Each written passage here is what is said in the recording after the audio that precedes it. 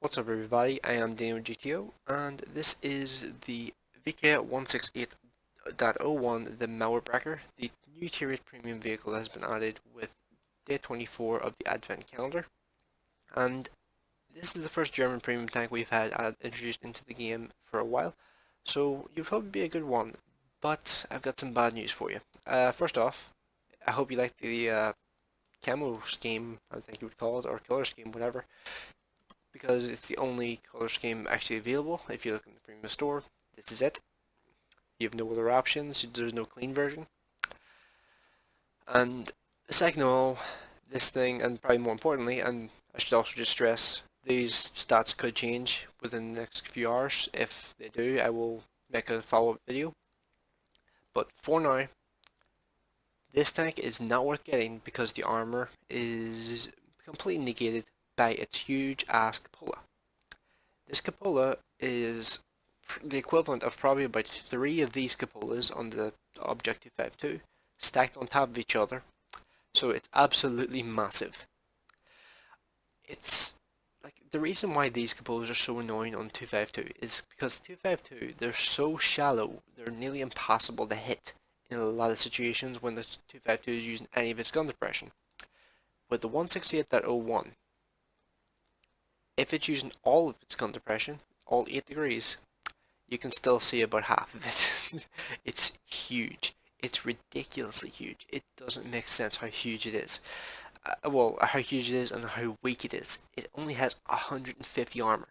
To put that in perspective, the armor that you have, or the armor penetration you have at tier 6 on things like the T150, the KV85, or the ARL 44 in particular, exceeds 160 millimeters. So they're going to be able to penetrate this pretty reliably. T150 has 167. KV5 has 170 on the 100 mil. KV5 has 175 on the 122 millimeter. The ARL 44 has 165 on its higher caliber gun. On the 90 mil, it has 212. Tier 6s are going to be able to contest this semi-reliably. Tier 8s are going to laugh at this. Like, and bear in mind, this is not a preferential matchmaking vehicle. This can meet tier 10s. Because working with, and by the way, this is kind of an assumption, but it kind of makes sense to assume, because Workman hasn't done a preferential matchmaking vehicle in about 2 or 3 years or some shit. So, yeah, this is way, way, way too weak for a vehicle that can meet tier 10s. And to put in perspective, the VK100, same tier, same sort of idea, same sort of mobility, a little bit faster accelerating, a little bit worse in terms of traverse speeds and stuff, I'll show you that in a second. But this thing has a 220mm front of the cupola. It gets weaker as you go round, and the weakest area of this cupola, 175, is stronger by 25mm than this thing's cupola. So yeah, and just to show you the stats, like, I honestly don't think the VK160 is worth buying, and some people may be saying, sure, if you just go around right-hand corners, it's not an issue because you can hide most of it. What about the corners that are not right-hand corners? 50% of the corners in the game are right-hand corners. Because any corner in the game can be taken from both directions. So yeah, kind of puts a bit of a downer on that. So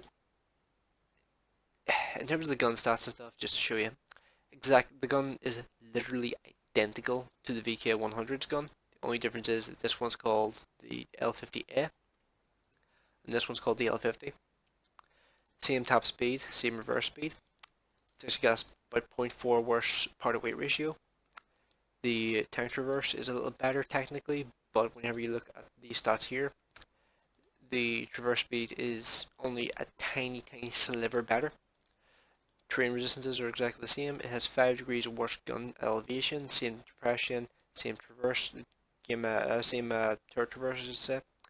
It has 400 view range, just like the 100.01. Same health pool. It's just the armor that's weaker, and the armor is honestly too weak in my opinion, thanks to that cupola, for me to like say that this is a good tank to buy. This, honestly, the only reason you would actually buy this thing is because of the 6-man crew, and that would allow you to train your tier 10 German heavy tank crews or your Mauerbrecher crew. That is literally the only reason I can think of. Otherwise, I would say do not buy this thing. It's not going to be a good credit maker because it's so slow. It can only do 20 kilometers an hour. As I already said, it can only do 20. That is incredibly slow. And its armor is nullified completely by this huge ass catapult. Like, this is honestly too big and too easy to hit, and it's just such an obvious target that it just does not make sense for people to buy this thing if they want to play it as an assault tank. And you're going to need to play it as an assault tank because it's so slow. But yeah, let me know what you guys think in the comment section. Are you going to get one anyway? And if you have gotten one, do you like it or do you hate it? So yeah, thanks for watching. Leave your comments in the comment section below, and I'll see you in the next one.